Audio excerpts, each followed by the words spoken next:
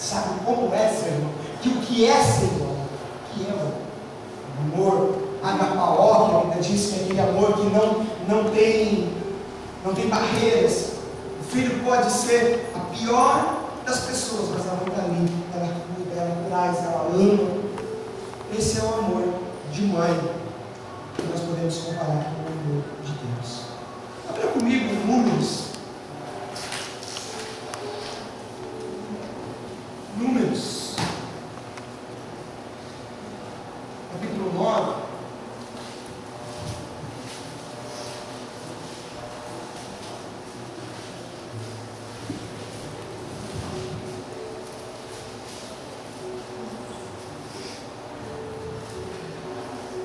Capítulo 9, versículo 15. Eu quero falar sobre o amor de Deus hoje. Sabe por quê? Porque eu sinto que o amor de Deus, ele está muito forte essa noite nesse lugar, nas nossas vidas. Esse é um tempo onde Deus tem derramado o seu amor para com as nossas vidas. Eu vejo muita coisa boa Deus fazendo no nosso meio. Eu vejo muitos lares sendo restaurados. Eu vejo muitas pessoas sendo abençoadas. O amor de Deus está sendo derramado sobre as nossas vidas. O amor de Deus está sendo derramado sobre essa cidade.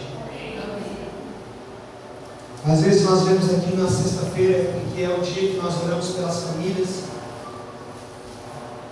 e às vezes eu venho para cá e eu fico chorando, mas não porque eu vejo que existe uma necessidade. Não, eu não olho mais para a nossa cidade como ela necessitando do amor de Deus, mas eu choro porque agradecendo a Deus pelo amor dele que ele está derramando sobre essa cidade. E eu não tenho palavras para declarar o quanto tem sido precioso esse tempo nas nossas vidas. Muitas vezes pode dizer assim: mas eu estou passando por luta. Exatamente por isso que ele está derramando o amor dele na sua vida. Ele está mostrando para você o amor dele. Amém? É muito importante nós entendermos o amor de Deus, em nome de Jesus. Versículo 15 diz assim: no dia que foi erguido o tabernáculo, a nuvem o cobriu, a saber, a tenda dos testemunhos, e a tarde estava sobre o tabernáculo uma aparência de fogo até a manhã. Assim era de contínuo, a nuvem o cobria, e à noite havia aparência de fogo, parecia uma coluna de fogo. Versículo 17: quando a nuvem se erguia de sobre a tenda, os filhos de Israel se punham em marcha, e no lugar onde a nuvem parava, aí os filhos de Israel, onde a nuvem parava, aí os filhos de Israel acampavam. Versículo 18: segundo o mandato do Senhor. Números 9, 18. Amém? Segundo o mandato do Senhor, os filhos de Israel partiam, e segundo o mandato do Senhor se acampavam. Por todo o tempo em que a nuvem pairava sobre o tabernáculo, permaneciam acampados. Quando a nuvem se detinha muitos dias sobre o tabernáculo, então os filhos de Israel cumpriam a ordem do Senhor e não partiam. Às vezes a nuvem ficava poucos dias sobre o tabernáculo, então, segundo o mandato do Senhor, permaneciam, e segundo a ordem do Senhor, partiam. Às vezes a nuvem ficava desde a tarde até a manhã. Quando pela manhã a nuvem se erguia, punham-se em marcha, quer de dia, quer de noite, erguendo-se a nuvem, eles partiam. Se a nuvem se detinha sobre o tabernáculo por 2 dias, ou 1 mês, ou por mais tempo, enquanto parava sobre ele, sobre o tabernáculo, os filhos de Israel permaneciam acampados e não se opunham em marcha, mas erguendo-se ela partiu. Segundo o mandato do Senhor se acampavam, e segundo o mandato do Senhor se colocavam em marcha. Cumpriam o seu dever para com o Senhor, segundo a ordem do Senhor, por intermédio de Moisés. Queridos, o que estava acontecendo aqui? Havia um povo, o povo de Deus, eles saíram do Egito, eles foram libertados do Egito. Fala comigo assim, eles foram libertados do Egito. Eles foram libertados do Egito. Amém. E lá no Egito, queridos, eles estavam sobre um jugo muito terrível, sobre algo muito assustador, muito triste, algo muito triste estava sobre a vida deles. Eles não conseguiam ter alegria naquele lugar, e por eles não ter alegria naquele lugar, alguns começaram a se desmotivar com a vida, enfim, tanta coisa acontecendo. Então eles começaram a orar. Então a Bíblia diz que o Senhor se lembrou deles, e quando o Senhor se lembrou deles, então o Senhor mandou chamar Moisés. O Senhor foi lá, apareceu para Moisés, a história vocês conhecem, e ele volta, Moisés volta para o Egito, porque ele tinha partido do Egito, ele volta para o Egito. Então ele começa a realizar o plano de libertação daquele povo. Ele começa a trabalhar em prol desse plano, e o Senhor honra a vida dele, e ele consegue. Então eles conseguem sair daquele lugar, e eles começam a sua caminhada rumo à promessa de Deus na vida deles. Aqui eu já vejo, queridos, o plano de amor de Deus para a vida deles.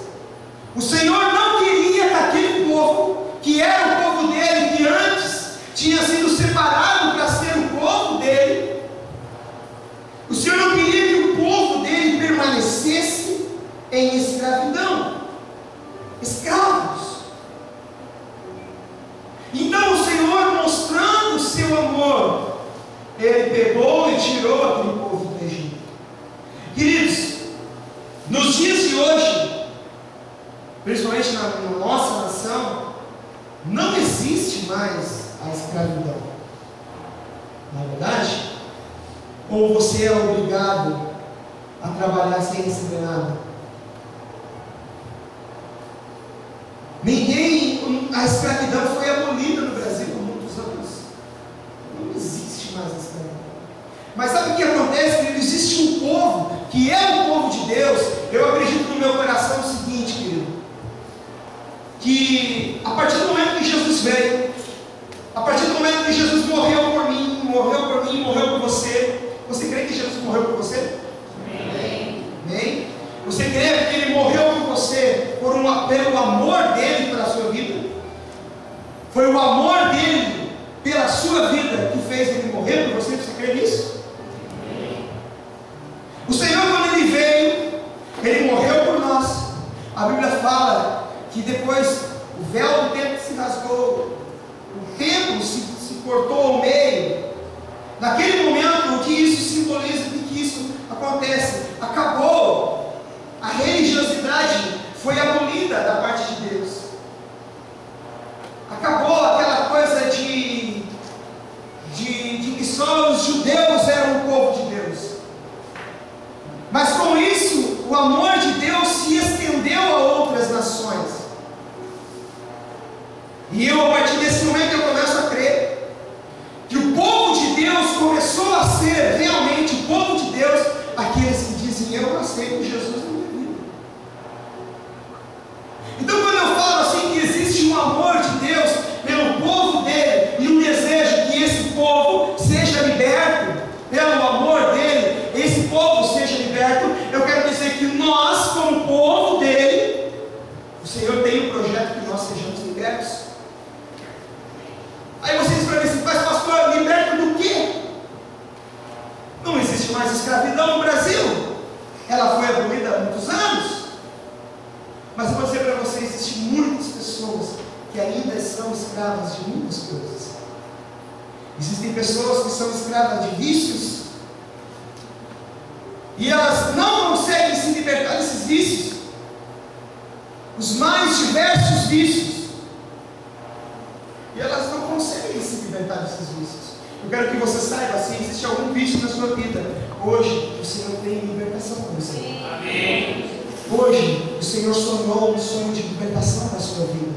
Hoje o sonho de Deus na sua vida hoje é que as correntes se caiam e você possa erguer as duas mãos e dizer: eu sou livre. Porque você é o povo de Deus. Olha o seu irmão e diga assim: meu irmão. Não, mas você vai falar bem bravo para ele. Vai ficar com medo de você. Não, estou brincando, irmãos. Gente, não anda assim. Se falar, fala assim: meu irmão, não se engane. O projeto de Deus para a sua vida é você ser livre. Em nome de Jesus. O projeto de Deus para as nossas vidas, querido, que haja liberdade em nossas vidas. Por isso que a Bíblia diz que aonde o Espírito Santo de Deus está, ali as pessoas estão prisioneiras dos seus pecados. Não é isso que diz? O que a Bíblia diz?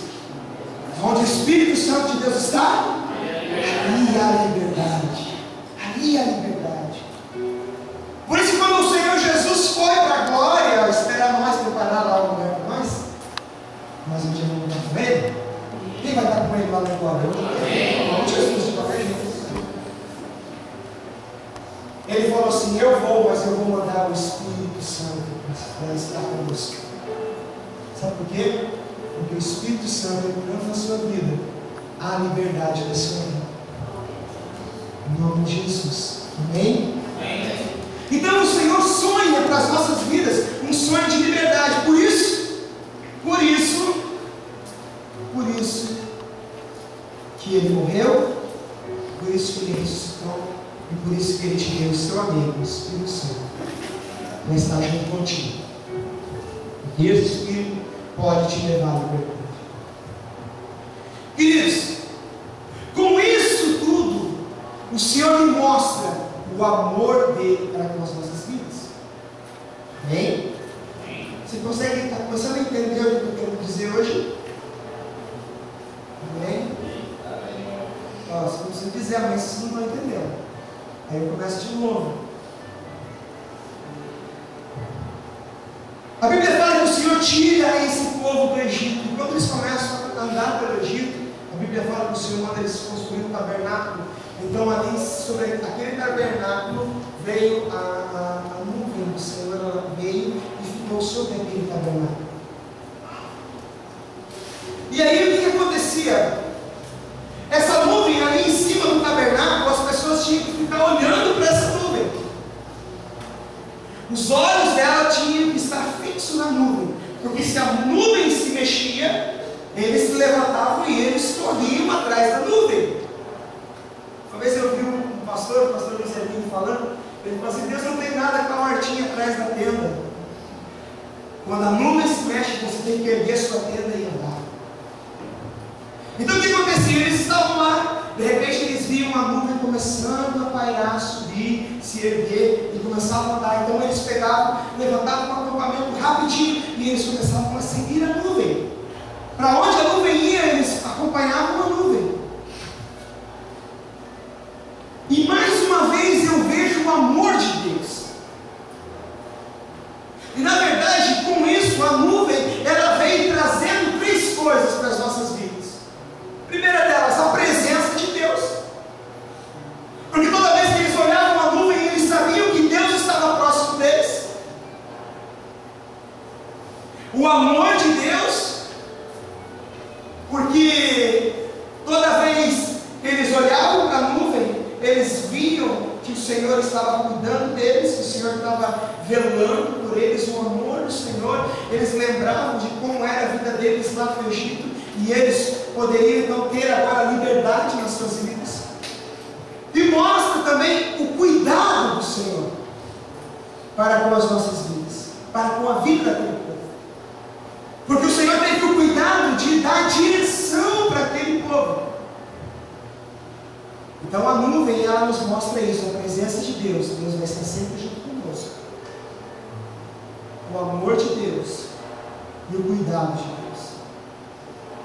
Agora, por que o Senhor colocou essa nuvem? Eu vou correr porque nós temos pouco tempo. Agora eu vou começar a pregar. Por que o Senhor colocou essa nuvem? Por que Ele fez isso? Esse povo, queridos, eles estavam há mais de 400 anos presos no Egito. Esse povo, irmãos, eles estavam lá sendo torturados naquele lugar. Eles estavam lá, queridos, sofrendo. Não havia um pingo de amor sobre a vida deles. E quando eles saíram daquele lugar, Deus começou a mostrar o seu amor. Como? Através da nuvem. Eu assisti um filme esses dias, fui muito impactado, eu até compartilhei com o meu presbitério, com a minha liderança, com o pessoal que estava aqui no domingo de manhã passado. Foi o filme Crônicas de Nárnia. E tem uma cena em específico naquele filme que eles chegam numa ilha e a menina, quem assistiu é o Gullis, quem assistiu esse filme vai lembrar, a menina vai até o urso e o urso ataca a menina. Só que lá, queridos, eles estavam acostumados a conversar com os animais. E eles mandaram o urso parar, o urso não parou. E aí eles tiveram que matar o urso. E aí perguntaram para um anãozinho, perguntaram assim, por que ele não parou? Aí ele falou assim, trate alguém como um animal inútil durante muito tempo, que é isso que ele vai passar a ser. Sabe o que aconteceu com o povo no Egito? Durante muitos anos, eles foram tratados de qualquer jeito. E eles não lembravam mais do amor de Deus. Por isso que eles tinham tanta dificuldade. Por isso que quando eles estavam lá no deserto, eles falavam assim, ah, meu Deus, que saudade da comida do Egito. Quando eles chegaram diante do mar, eles olharam para aquele mar lá e eles falaram assim, meu, o Senhor devia ter deixado nós morrer lá, eu vou morrer aqui. Eles não tinham nenhuma referência de amor, e por isso o Senhor precisou manifestar a presença dele através da nuvem.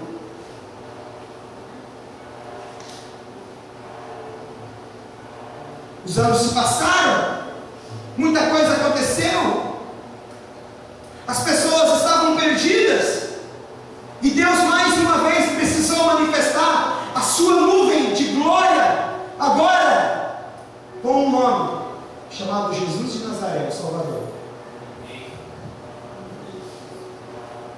Mas as pessoas, mais uma vez, estavam tão perdidas que elas não conseguiam ver o amor de Jesus. Passaram-se muitos anos e nós estamos aqui hoje. E o Senhor mandou o seu Espírito Santo. E constantemente nós estamos frente a frente com o Espírito Santo, e Ele nos revelando naquilo que nós precisamos mudar e melhorar. Mas porque durante muito tempo fomos tratados como qualquer, o mundo nos trata como qualquer, queridos. Eu vim para dar resposta para a tua vida hoje. Essa palavra é para dar resposta para a tua vida hoje. O mundo te trata como qualquer. Viu? Eu não sei quem é, mas Deus está falando aqui. O mundo te trata como qualquer. Mas Jesus, Ele tem a presença, o amor e o cuidado dele, Senhor. E essa noite, mais uma vez, a nuvem do Senhor está aqui, agora em forma de palavra, ministrando. Por que nuvem, pastor? Por que nuvem? O povo de Deus, eles têm que estar constantemente olhando para o céu. Aquele povo, Deus estava ensinando eles uma lição tremenda, que eles, o olhar deles, o coração deles tinha que estar no céu. Sabe o que acontece hoje, queridos? Nós estamos tão envolvidos com a terra, nós estamos tão envolvidos com as coisas aqui na terra, que nós não conseguimos olhar para o céu. Quando o Senhor revela a promessa para Abraão, e aí Abraão desacredita na promessa, e quando o Senhor vem de volta para Abraão, o que o Senhor fala para Abraão? Conte as estrelas do céu. Ou seja, o que o Senhor falou? Olha para o céu, olha para a promessa. Não, mas eu não posso, eu estou velho, a minha esposa, além de velha, ela é estéril, ela não vai poder ter filhos, não tem jeito. Deus fala: conte as estrelas do céu, Abraão. Não, olha para o céu, olha para cima, olha a promessa que eu te fiz, fui eu que prometi para você. Você quer conhecer o amor de Deus, quer conhecer a presença de Deus, e quer conhecer o cuidado do Senhor? Olha para o céu. Por que nós temos tanta dificuldade de olhar para o céu? Por que nós temos tanta dificuldade de olhar para o céu, olhar para as promessas, olhar para as coisas de Deus? E nós temos tanta facilidade para ver as coisas aqui embaixo. Ah, pastor, eu tenho que olhar, porque se eu não olhar eu vou tropeçar. Mas a matemática de Deus é diferente. A matemática de Deus é: olhe para cima. Se tiver algo aqui para você tropeçar, a nuvem vai vir para cá e você vai passar e você não vai tropeçar. O Senhor quer que você olhe para o céu. O Senhor quer que você olhe para a promessa dele na sua vida.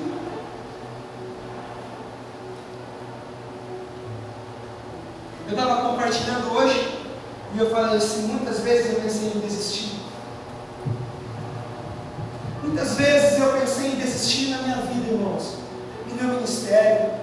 Muitas vezes eu ia estar sendo hipócrita se eu falasse para vocês que isso é mentira. Isso é verdade. Muitas vezes eu pensei em desistir. Muitas vezes. Mas quando eu comecei a ver que eu tenho que olhar para o céu, olhar para a promessa e confiar no céu, confiar na promessa. Sabe por que muitas pessoas morrem no meio do caminho? Porque infelizmente elas não ouviram essa mensagem. Então guarde isso no seu coração essa noite, porque isso é precioso para a sua vida. Elas tinham promessas lindas de Deus para as suas vidas. Lindas! Deus tinha coisas grandiosas para fazer na vida delas, mas Deus não pôde fazer, porque deixou de olhar para o céu e começou a olhar para as circunstâncias. Começou a olhar para as circunstâncias. E quando eu comecei a olhar para o céu e olhar a promessa, mas algumas pessoas vinham para mim e diziam assim: pastor, estão falando do pastor. Pastor, falaram isso do pastor. E eu me ficava tão triste. Eu chorava. Eu e minha esposa, nós chorávamos a noite toda. E quando eu comecei a olhar para o céu, e as pessoas vinham falar comigo assim: ó, pastor, falaram de você. Eu ia lá e abraçava. Eu falava assim: olha, Jesus te ama, eu te amo. Oh, eu te amo. Sabe por quê, queridos? Porque quando a gente olha para o céu, a gente não olha para as dificuldades, para os problemas. A gente não consegue ver os problemas, porque a gente está de olho na coisa mais preciosa que existe. Quando os nossos olhares estão no céu, estão no Senhor, a gente está olhando para a coisa mais preciosa. O Senhor é meu pastor, nada me faltará. O Senhor é meu pastor, nada me faltará. Isso não quer dizer que eu vou ter tudo. Quer dizer que se eu tiver o Senhor na minha vida, eu não vou sentir falta de nada. De nada. De nada. Porque é tão difícil olhar para o céu, querido. Olhar para a promessa. Olhe para a promessa. Pastor, está difícil. Olhe para a promessa. Olhe para a promessa. O Jorge me lembrou de algo essa semana. Ele veio compartilhar comigo que tinha um menino que trabalhava com ele lá. E ele queria.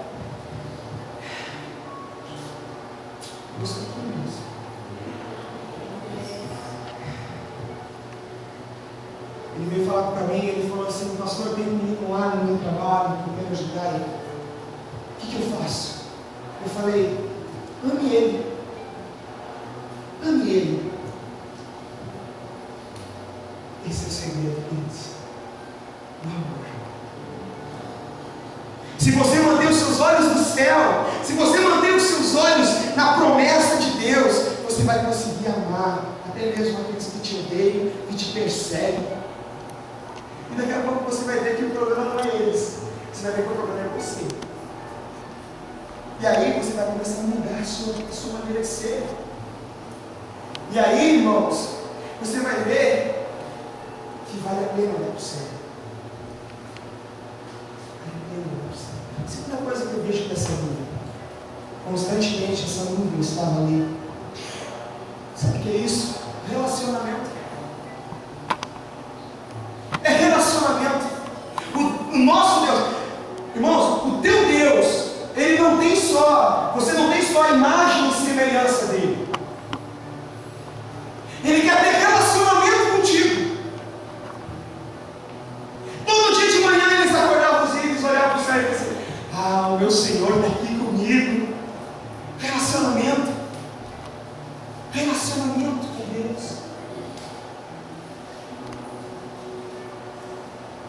O Senhor quer que você tenha relacionamento com Ele. Ah, pastor, mas eu sou tão pecador. Ah, pastor, eu erro tanto. Eu já fiz tanta coisa errada, pastor, você não sabe. Eu também, irmãos. E graças a Deus, que o amor dele, ele cobre multidões de pecados. O amor dele cobre os pecados. Ele não está nem aí porque você foi ontem, querido. Ele está aí porque você é agora. É uma decisão agora. E agora, Ele quer ter relacionamento contigo agora. Agora. O que foi. Deixa o passado para o museu. Deixa o passado lá para o mar do esquecimento, que é onde ele joga o seu passado. Relacionamento. Eu quero que você acorde todo dia, que você respire. Deus está